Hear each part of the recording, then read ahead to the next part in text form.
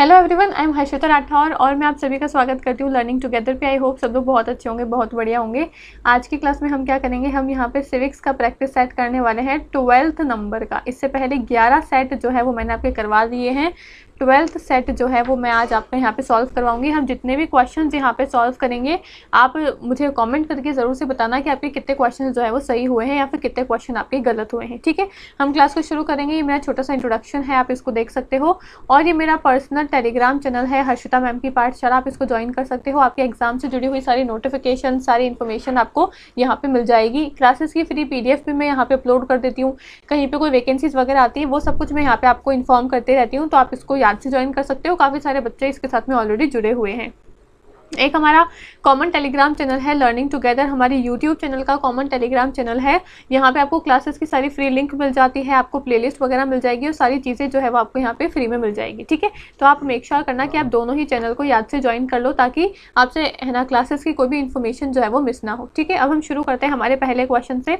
जितने क्वेश्चन आपके सही होते हैं प्लीज़ मुझे कॉमेंट करके बताया करो, ताकि मुझे पता चलेगी आपकी कितनी ज़्यादा तैयारी जो है वो हो रही है। ठीक है, अब पहला क्वेश्चन क्या पूछा है, 44 नंबर पे मत जाना। इससे पहले क्वेश्चंस जो है वो हमने 2-3 है ना वीडियोस के अंदर कर लिए थे, इसलिए भी आपका 44 नंबर आपको यहाँ पे दिख रहा है। ठीक है, नंबर पे मत जाना, हम सीधे क्वेश्चन से शुरू करते हैं। क्वेश्चन क्या पूछ रहा है, संसदीय सरकार में कार्यपालिका अपने समस्त कार्य और नीतियों के लिए उत्तरदायी होती है। यानी कि इन पार्लियामेंट्री गवर्नमेंट, आपका जो है ना संसदीय सरकार होती है, पार्लियामेंट्री गवर्नमेंट होती है, उसमें executive is accountable for all of its action and policies to the है ना head of the state, speaker of Sabha, judiciary या फिर लेजिस्लेचर। यानी कि पार्लियामेंट्री सिस्टम में संसदीय प्रकार की जो आपकी सरकार होती है, उसमें कार्यपालिका जो होती है, एग्जीक्यूटिव जो होती है, वो किसके लिए उत्तरदायी होती है, किसके लिए रिस्पॉन्सिबल होती है ना। राज्य अध्यक्ष के प्रति उत्तरदायी होती है, लोकसभा के अध्यक्ष के प्रति, न्यायपालिका के प्रति, या फिर आपका विधायक प्रति उत्तरदायी होती है। तो इसका करेक्ट आंसर क्या हो जाएगा, ये किसके लिए उत्तरदायी होती है, विधायिका के प्रति, यानी कि लेजिस्लेचर, लोकसभा और राज्यसभा के प्रति जो है वो उत्तरदायी होती है। जो आपकी सरकार होती है, जो आपके एग्जीक्यूटिव्स होते हैं, वो लोकसभा के प्रति या फिर आपका जो विधायिका होती है उसके प्रति उत्तरदायी होते हैं। ऑप्शन नंबर डी जो है इसका करेक्ट आंसर हो जाएगा। ठीक है, आगे बढ़ते हैं। नेक्स्ट क्वेश्चन पे क्या पूछा है, अध्यक्षात्मक प्रणाली में राष्ट्रपति होता है, कौन होता, क्या होता है। प्रेसिडेंशियल सिस्टम में प्रेसिडेंट जो है वो क्या होते हैं, आपके head of the state and government होते हैं। राज्य एवं शासन दोनों का प्रधान होते हैं, शासन का प्रधान होते हैं, हेड ऑफ द गवर्नमेंट होते हैं, हेड ऑफ द स्टेट यानी कि राज्य का प्रधान होते हैं, या फिर उपरोक्त में से कोई भी नहीं। तो आपका प्रेसिडेंशियल सिस्टम में जो राष्ट्रपति होते हैं, जो आपकी अध्यक्ष है ना अध्यक्षात्मक प्रणाली जो होती है, उसमें राष्ट्रपति जो होते हैं वो किसके हेड होते हैं, वो गवर्नमेंट के हेड होते हैं, वो स्टेट के हेड होते हैं, वो स्टेट और गवर्नमेंट दोनों के हेड होते हैं, या फिर वो किसी के भी हेड नहीं होते हैं, वो आपको यहाँ पे चूज करके बताना है। तो वो स्टेट के और गवर्नमेंट के दोनों के हेड कौन होते हैं, राष्ट्रपति ही होते हैं। आपकी यूएसए में है ना प्रेसिडेंशियल फॉर्म ऑफ गवर्नमेंट चलती है, तो यूएसए के अंदर जो प्रेसिडेंट है आपके, वो हेड ऑफ द स्टेट भी है और हेड ऑफ द गवर्नमेंट भी है। लेकिन पार्लियामेंट्री सिस्टम जैसे हमारे यहाँ पे चलता है इंडिया के अंदर, उसमें हमारे पास में प्राइम मिनिस्टर भी है और हमारे पास में प्रेसिडेंट भी है। तो हमारे पास में हेड ऑफ द स्टेट जो है वो भी अलग है, हेड ऑफ द गवर्नमेंट जो है वो दोनों ही अलग अलग है। ठीक है, लेकिन जो आपका प्रेसिडेंशियल फॉर्म ऑफ गवर्नमेंट होती है, उसके अंदर प्रेसिडेंट ही आपके हेड ऑफ द स्टेट होते हैं और प्रेसिडेंट ही आपके हेड ऑफ द गवर्नमेंट होते हैं। ऑप्शन नंबर ए इसका करेक्ट आंसर हो जाएगा। ठीक है, आगे बढ़ते हैं। अगले सवाल पे क्या पूछा है, कानून उच्चतर द्वारा निम्नतर को दिया गया आदेश है। कानून की ये परिभाषा किसने दी है वो आपको बतानी है। यानी कि लॉ क्या है, law is the command of the superior to the inferior. यानी कि सुपीरियर से इंफीरियर तक जो कमांड जाता है उसको ही हम कानून कहते हैं।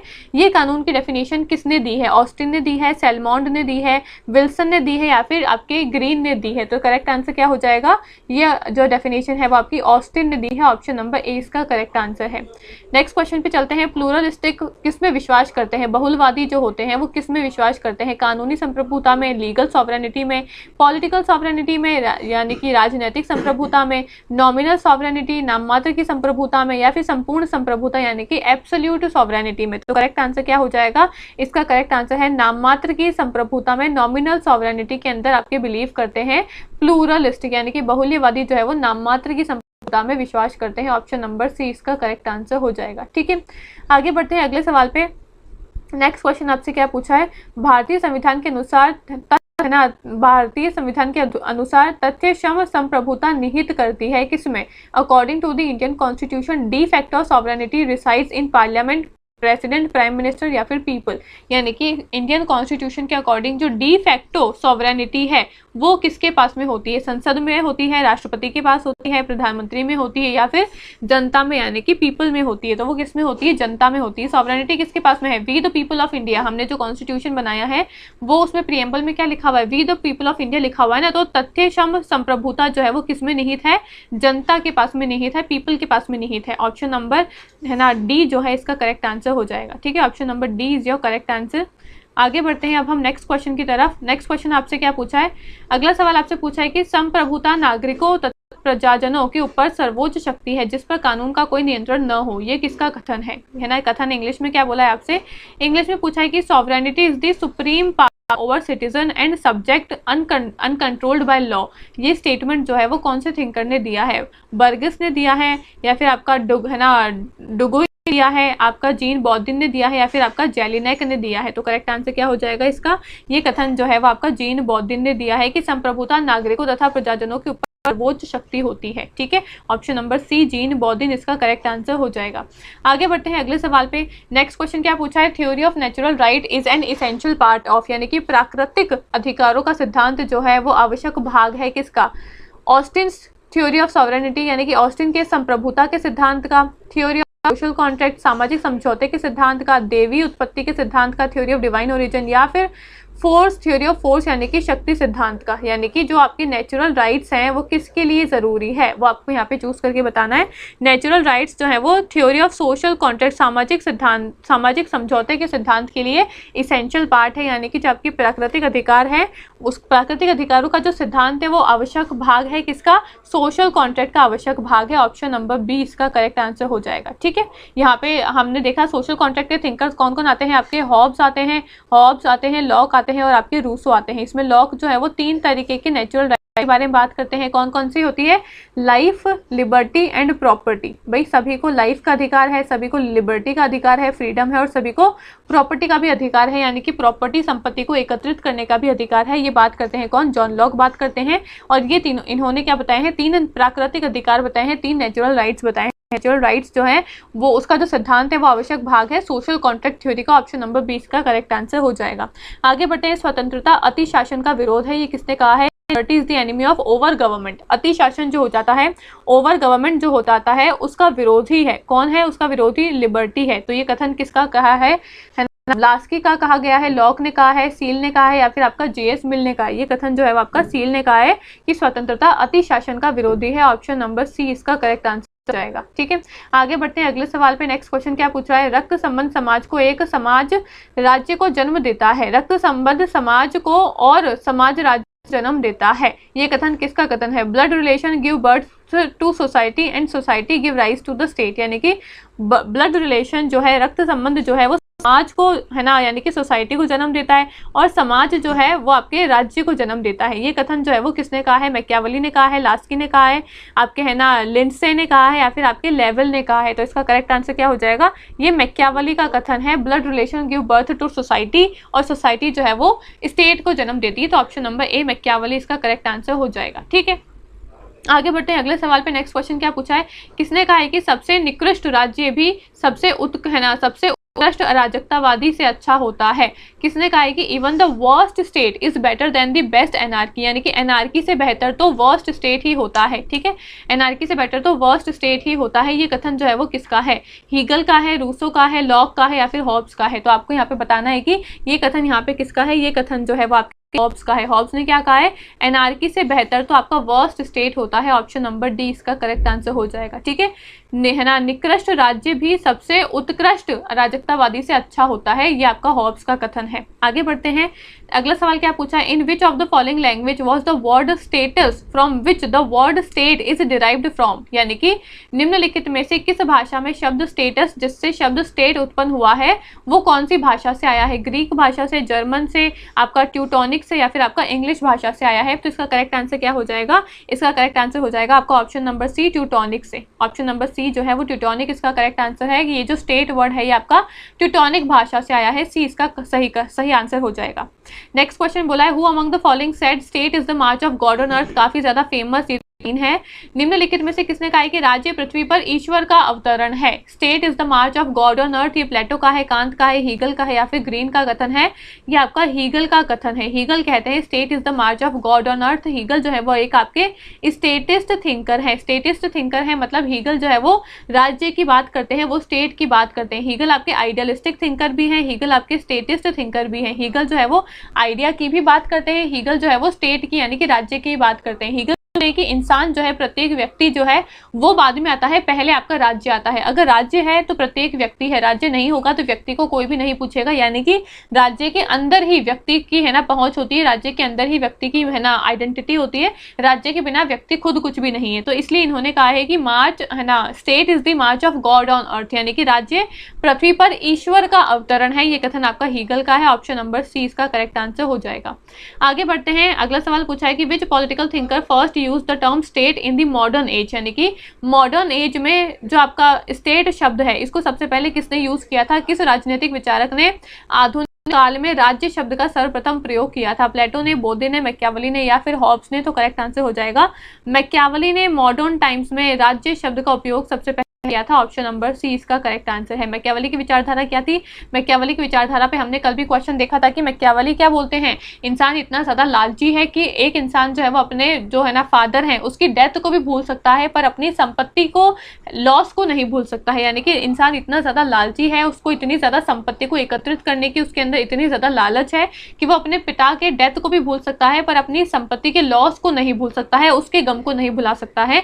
ये आपके मैकियावेली है और मैकियावेली ने सबसे पहले मॉडर्न टाइम में स्टेट शब्द का प्रयोग किया था। ऑप्शन नंबर सी मैकियावेली इसका करेक्ट आंसर है। आगे बढ़ते हैं, अगले सवाल पे क्या पूछा है? When I look at the group of question paper use the title political science I feel sorry not for the question but for the title. ये कथन किसका है? यानी कि जब मैं राजनीतिक विज्ञान शब्द के शीर्षक के अंतर्गत प्रश्न पत्रों के एक समूह को देखता हूं तो मुझे प्रश्नों पर नहीं अपितु शीर्षक पर खेद होता है। ये कथन जो है वो किसने कहा है?